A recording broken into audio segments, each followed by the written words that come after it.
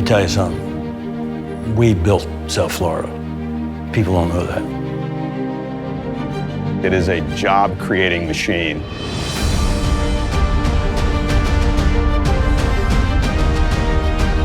We spend millions and millions of dollars every year in the local economy. More boats are bought and sold here, worked on, repair, refit than anywhere else in the world. It's not about yachts. It's not about boats. It's work.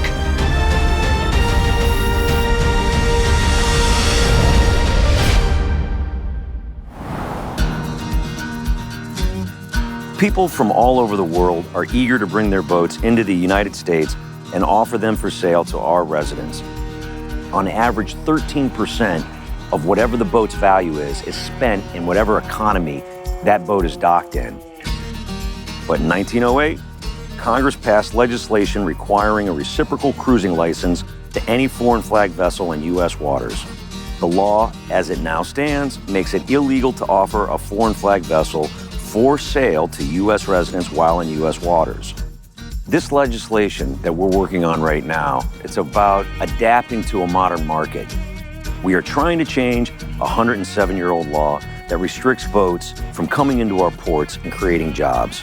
These floating economic engines, which can travel with great ease, will be encouraged to come here as opposed to discouraged. Over the course of a year, we'll service over 100 boats, looking over the engines, doing a 1,000-hour service, cleaning the heat exchangers, charge air coolers. It's a year-round job.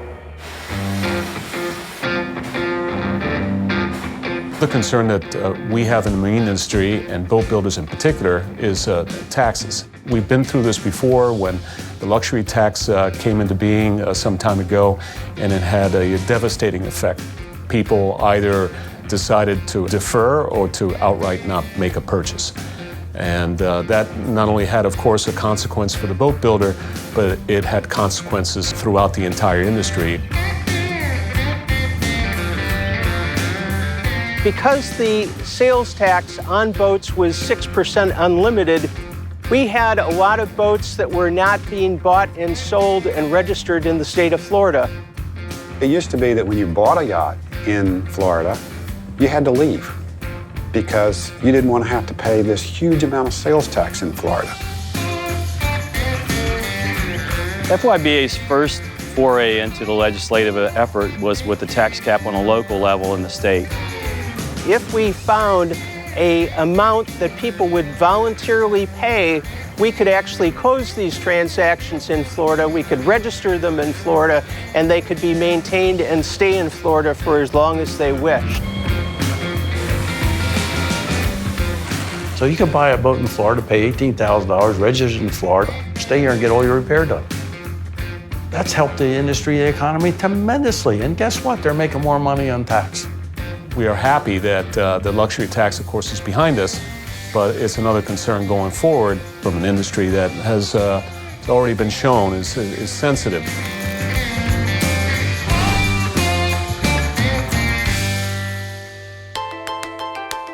Our latest initiative is deferred importation. Boats that are here under a cruising license are forbidden from offering their boats for sale until they import their boats and pay duty on them. What we're asking is to shift time.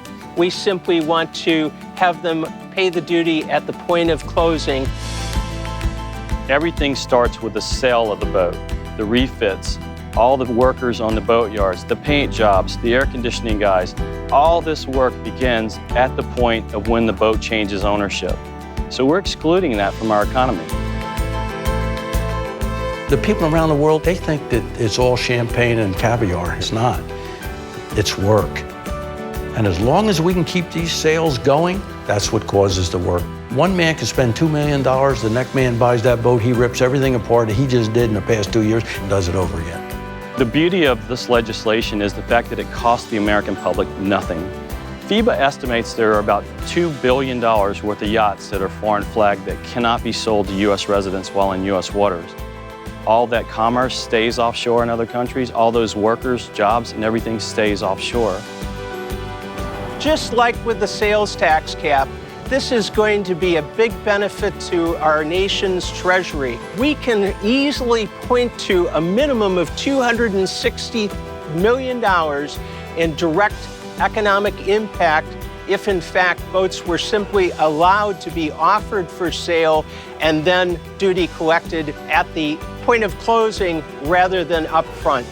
The perception that this legislation is a benefit to the rich is really misguided. We're not suggesting a tax reduction, but rather an adjustment of when the tax is collected. We don't want to lose this fragile industry that we have. And it is very fragile. And everybody around the world wants our industry.